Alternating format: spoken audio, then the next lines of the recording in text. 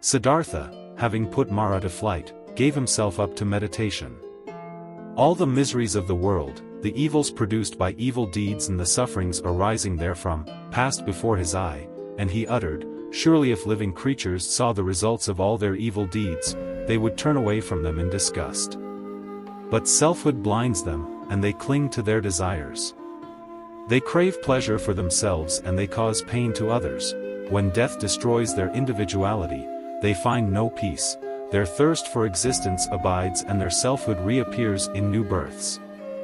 Thus they continue to move in the coil and can find no escape from the hell of their own making. And how empty are their pleasures, how vain are their endeavors. Men go astray because they think that delusion is better than truth." And he began to expound the Dharma, the universal law of nature. Pondering the origin of birth and death, the prince recognized that ignorance was the root of all evil, and there are the links in the development of life called the 12 nidanas.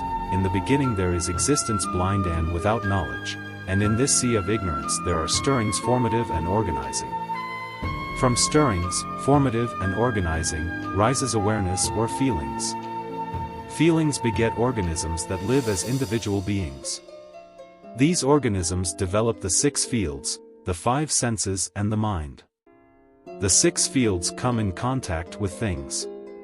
Contact begets sensation, sensation creates the thirst of an individualized being. The thirst of being creates a cleaving to things. The cleaving produces the growth and continuation of selfhood. Selfhood continues in renewed birth. The renewed births of selfhood are the causes of sufferings, old age, sickness, and death. They produce lamentation, anxiety, and despair. If ignorance is removed, then all suffering disappears. Then Siddhartha saw the 4 noble truths which pointed out the path to liberation and uttered this verse. "Through many births I sought in vain the builder of this house of pain. Now, builder, you are plain to see. And from this house at last I'm free. I burst the rafters, roof and wall, and dwell in peace beyond them all. Blessed is he who understood Dharma. Blessed is he who does no harm to his fellow beings and conquered all selfishness and vanity." Thus Siddhartha has become the Buddha, the enlightened one, the blessed one, and he uttered, "I have recognized the deepest truth, which is sublime and peace-giving, but difficult to understand for most men because they move in a sphere of worldly interests and find their delight in worldly desires. There is self and there is truth. Where self is, truth is not. Where truth is, self is not. The attainment of truth is possible only when self is recognized as an illusion. Righteousness can be practiced only when the mind is freed from passions. Perfect peace can dwell only where all vanity has disappeared. The task is impossible for those who only search for happiness in selfhood. The bliss lies in complete surrender to truth.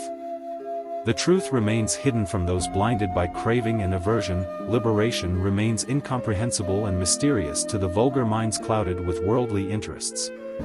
Should I preach the doctrine of Dharma and mankind and not comprehend it, it would bring me trouble."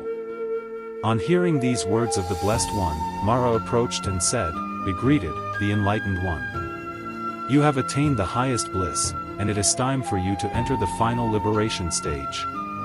Suddenly, Brahma Sahampati descended from the heavens and said, "Alas, the world must perish should the Blessed One decide not to teach the Dharma. Be merciful to those who struggle, have compassion upon the sufferers, pity the creatures who are hopelessly entangled in the snares of sorrow. There are some beings that are almost free from the dust of worldliness.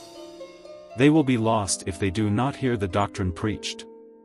The Blessed One, full of compassion, looked upon all sentient creatures with his spiritual eye and saw among them beings whose minds were but scarcely covered by the dust of worldliness.